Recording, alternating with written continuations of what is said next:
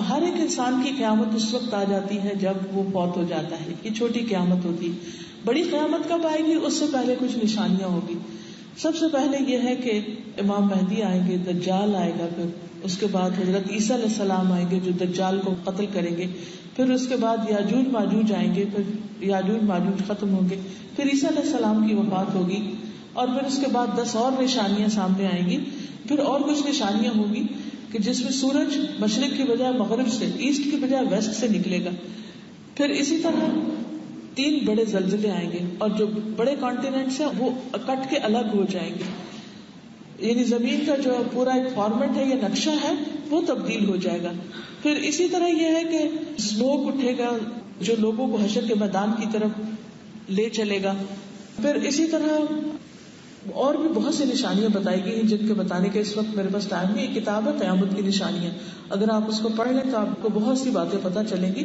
چھوٹی بڑی تقریباً 60 سے زیادہ نشانیاں ہیں جو ہوں گی. پھر اس کے بعد انشاءاللہ تعالی قیامت آ جائے گی. جب قیامت آئے گی تو سب سے پہلے سور پھونکا جائے گا. آپ کو سور کے بارے میں پتا ہے کہ کیا چیز ہے؟ ٹرمپٹ. اس میں بلو کیا جائے گا، اور ٹرمپٹ میں بلو کرنے کا وقت کیسا ہوگا کہ حضرت اسرافیل علیہ السلام جو سور پھونکنے والے فرشتے ہیں، صاحب السور، وہ کیا کریں گے؟ یعنی کہ سور کس طرح پھونکیں گے؟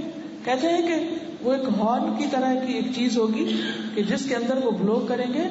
حدیث میں آتا ہے کہ انہوں نے اپنا منہ کے اندر ہوا بھر رکھی ہے، جیسے ہوتا ہے نا جب پھونکنا ہوتا ہے ایسے ہم ایسے کر لیتے ہیں منہ کو، اور ہاتھ میں اس کو پکڑا ہوا ہے اور کان لگائے ہوئے ہیں کہ کس وقت اللہ تعالیٰ حکم دے اور سور پھونک دیا جائے. تو اللہ سبحانہ وتعالیٰ کے حکم سے وہ سور پھونکیں گے، اور سارے زندہ لوگ جو بھی دنیا میں ہوں گے وہ سارے کے سارے فوت ہو جائیں گے، اور وہ سخت گھبراہٹ کا وقت ہوگا. سور پھونکنے کے بعد کیا ہوگا؟ صرف انسان نہیں مر جائیں گے بلکہ ساری مخلوق ختم ہو جائے گی. سمندروں کی آگ بھڑک اٹھے گی، یعنی جتنے بھی بڑے بڑے اوشنز ہیں یا سمندر ہیں وہ اذا البحار فجرت، بھڑک اٹھیں گے، پھٹ جائیں گے. پھر اسی طرح جانور سارے اکٹھے کر دیے جائیں گے. زمین پر شدید قسم کے زلزلے آ رہے ہوں گے، اور پہاڑ اپنی جگہ سے چل پڑیں گے. پہاڑ کیسے ہو جائیں گے؟ دھلی ہوئی روئی کی طرح، رنگین روئی کی طرح ہو جائیں گے. اور اس طرح سارے کے سارے لوگ ختم، اور ستارے ٹوٹ جائیں گے، سورج چاند بے نور ہو جائیں گے، اور اس طرح ہر چیز ختم ہو جائے گی. اور اس کے بعد جب تک اللہ چاہے گا انسانوں کو مارے رکھے گا. پھر دوبارہ سور پھونکا جائے گا، پھر لوگ اپنی اپنی قبروں سے نکل اٹھیں گے اور اٹھ کر حشر کے میدان کی طرف بھاگنے لگیں گے جہاں ان کا حساب کتاب ہوگا.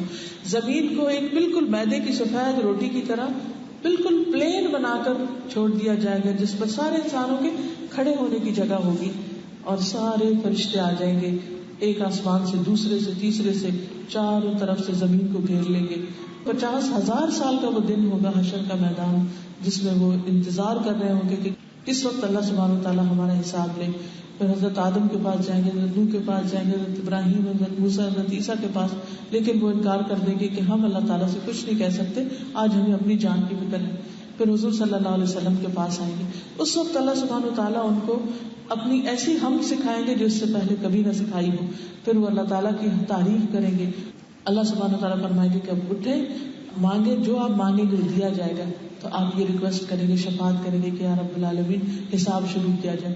پھر حساب شروع ہوگا، اور اللہ سبحانہ وتعالیٰ اتنی تیزی سے حساب لیں گے سب کا کہ جیسے صبح سے لے کے دوپہر تک سب کا حساب تمام ہو جائے گا. سب سے پہلا حساب جس کا ہوگا وہ علماء ہوں گے، یعنی جن کے پاس نالج ہے، ان کا حساب جلدی ہوگا، وہ جلدی فارغ ہو جائیں گے. اور جتنا جتنا آپ سیکھتے چلے جاتے ہیں اتنا اتنا آپ کا وہاں کھڑا ہونا کم ہوتا چلا جائے گا اور آپ جلدی فارغ ہو جائیں گے. دنیا میں بھی آپ دیکھیں کہ جو لوگ بہت پڑھ لکھ جاتے ہیں پھر ان کے ساتھ VIP ٹریٹمنٹ ہوتی ہے، ان کے ہر کام جلدی ہو جاتے ہیں.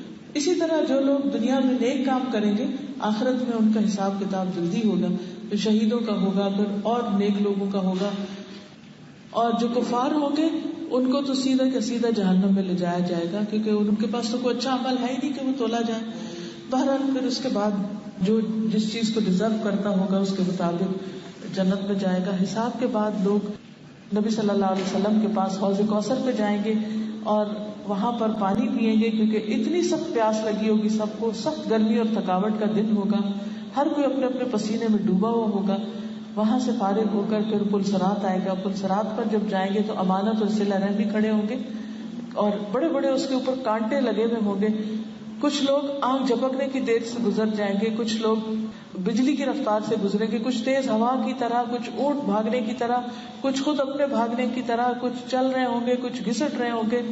اور جو لوگ ان میں سے رشتہ داروں کے ساتھ تعلق کاٹ کے رکھتے ہیں اور امانت میں خیانت کرتے ہیں, اپنی ڈیوٹی پوری نہیں کرتے, اپنی ذمہ داریاں نہیں نبھاتے, ان کو وہ کانٹے جو ہے نا پکڑ کے جہنم میں پھینک دیں گے, وہ آگے نہیں جانے دیں گے, اور جب تک وہ سزا نہیں بھگت لیں گے وہاں سے نکلیں گے نہیں. بہرحال جب لوگ پلسرات پار کر کے چلے جائیں گے تو آگے پھر ایک کنترا آئے گا, ایک اور چھوٹا برج آئے گا. اس برج پر کھڑے ہوں گے اور وہاں پر یہ سب اب جنت میں جانے والے لوگ ہیں, لیکن ابھی بھی ان کا حساب چکایا جائے گا, حقوق العباد کا حساب ہوگا. آپس میں ایک دوسرے کے لین دین ہوں گے, اس کی نیکیاں اس کو دی جانی, اس کی اس کو. اب اگر دنیا میں کوئی کسی کی غیبت کرتا ہے تو بے شک بہت نیک انسان اور اس کے پاس پہاڑوں برابر نیکیاں, لیکن جس کی غیبت کی اس کو اپنی نیکی دینی پڑے گی, اللہ یہ کہ وہ معاف کر دے. بہرحال وہ معافی تلافی ہوگی, پھر ایسا ایسا پھر جنت کی طرف نکلیں گے, سب کے دل دھو دیے جائیں گے, سب آپس میں بھائی بھائی بن جائیں گے. پھر نبی صلی اللہ علیہ وسلم سب سے پہلے انسان ہوں گے کہ جو جنت کا دروازہ کھٹکھٹائیں گے, اور پھر جنت کا داروغہ کہے گا کہ ہاں مجھے حکم دیا گیا تھا کہ آپ سے پہلے کسی کے لیے دروازہ نہ کھولے. پھر دروازہ کھلے گا, پھر سب لوگ جنت میں داخل ہو جائیں گے اور ہمیشہ ہمیشہ کے لیے وہاں رہنے لگیں گے. اور اسی طرح جو برے لوگ ہوں گے ان کو جہنم میں پھینک دیا جائے گا. جہنم کے 7 دروازے ہیں اور جنت کے 8 دروازے ہیں. کچھ لوگوں کو جنت کے ہر دروازے سے آواز آئے گی, اور کچھ لوگ ایسے ہوں گے کہ جن کو جہنم میں ان کے اعمال کے مطابق ان کے دروازے سے گزار کر اس لیول پر ان کو بھیج دیا جائے گا. تو پیاری بیٹیوں, پیاری بہنوں, یہ ہے وہ دن جو ہم سب پر آنا ہے, جس سے ہم بھاگ سکتے نہیں. اس کی تیاری ہمیں آج کرنی چاہیے. جو کچھ ہم کر رہے ہیں ہر کام کوالٹی کا کرنا چاہیے, اور اللہ سبحانہ و تعالیٰ کو خوش کرنے کے لیے کرنا چاہیے. چاہے ہم کتنا بھی تھک جائیں, چاہے لوگ کچھ بھی اپریشیٹ نہ کریں, کوئی بھی ہمیں فائدہ نہ ہو, لیکن پھر بھی ہمیں اپنی آخرت کی فکر کرنی چاہیے. اور اس کے لیے سب سے پہلی چیز جس کا حساب ہوگا وہ نماز ہوگی. اپنی نمازوں کی پابندی, اور اس کو پوری اچھی طرح سیکھ کے وضو کیسے کرتے ہیں, نماز کی شرائط کیا ہے, کن چیزوں سے نماز نہیں ہوتی, ان سب چیزوں کو اچھی طرح سیکھ لیں.